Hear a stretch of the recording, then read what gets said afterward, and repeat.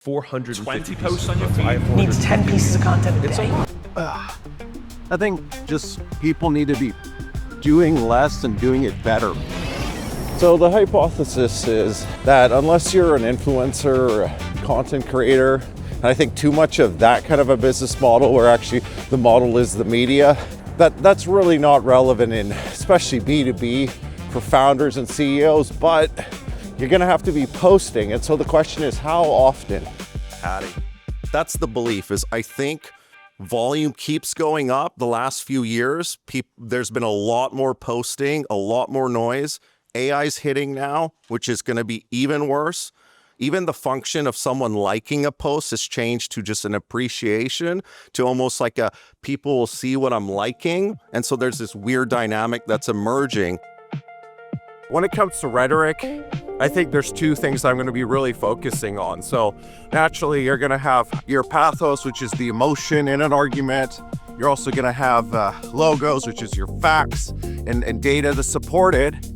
And ethos, I think this is going to get used more and more, getting weirder, getting more personal on it, and showing your own experience that no one else can take. And that's going to separate the content from other things that can be replicated. Because if it can be replicated, you can't really compete. So you got your ethos, pathos, and logos. You're going to add Kairos. I'm going to be just so focused on it. And that's timing, right? How often, when, those kinds of things. And so it's sustainable, so you're not burning out. And I see a lot of people that are like doing weekly or even multiple times a week, just not sustaining it. Philippe and I were having some chats the other day about building organic social media channels. One of the things I've noticed about them is the people who have succeeded in organic social media as these sort of creators and personalities, that's the thing that they want to do. It's not like a channel that they've bolted onto the side of a business. They're like, that's the thing. And then they've added products and business around the side of it. What we're tracking across the x-axis of this diagram is execution over time. You can be optimistic when you pick up a new idea, for example, because you're new at it. There's novelty, right? As somebody moves forward on their goals and starts doing stuff, they're going to come across obstacles and their emotional state is going to start to decrease. So what we're tracking on the y-axis is from optimism to pessimism until we get to a place that we call the valley of despair. It's not like a massive upward cliff that takes you out of it. What it actually looks like is very slow and patient execution. Beginning of 2008, I was at this PR agency on the 12th floor up here, making like $14 an hour.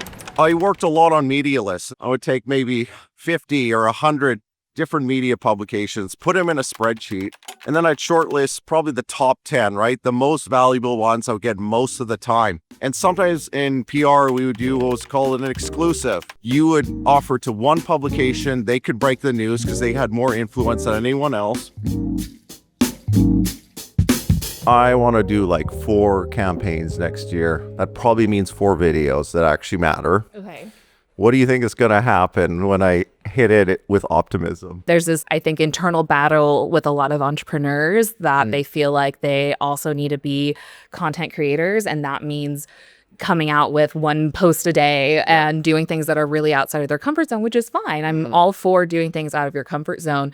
But I think when you're doing something like that, it takes time to get quality out. Yes. I hop on LinkedIn. I can point out what was a post made with the assistance of AI or not.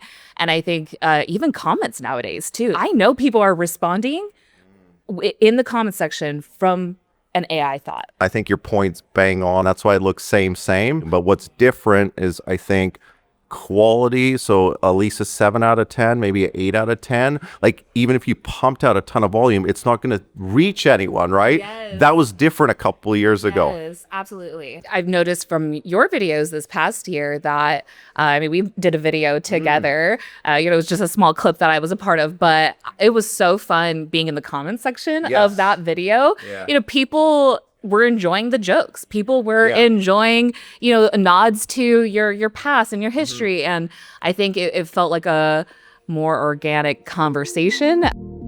Do you want to be showing up every day on someone's feed? Like, that would get annoying. Maybe once every 90 days, showing up with something solid that really starts finding a place more and more.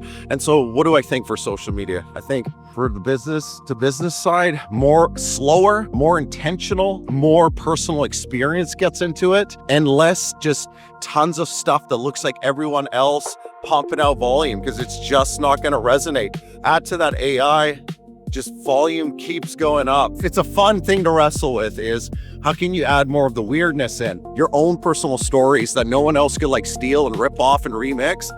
That's going to be a competitive mode. And so, yeah, I think we're about to get a bit more weird, obviously with self-awareness, but that's an exciting place to play. And I think you're going to also find even production value going both directions, rougher and rawer, and also higher production value. Sometimes both together in the same piece. And I do think putting out 45, 60 seconds, that kind of thing is not going to be as popular as putting out one solid longer form piece. Really making a hit, maybe combining it with PR, paid campaigns, all of that. It's just going to get a lot more skillful if you want to stand out and compete. The last few years were kind of like a training ground for volume and getting the quality up. The quality is up now. You can't compete by dropping the quality. And so we're going to just see harder hitting, more intentional stuff.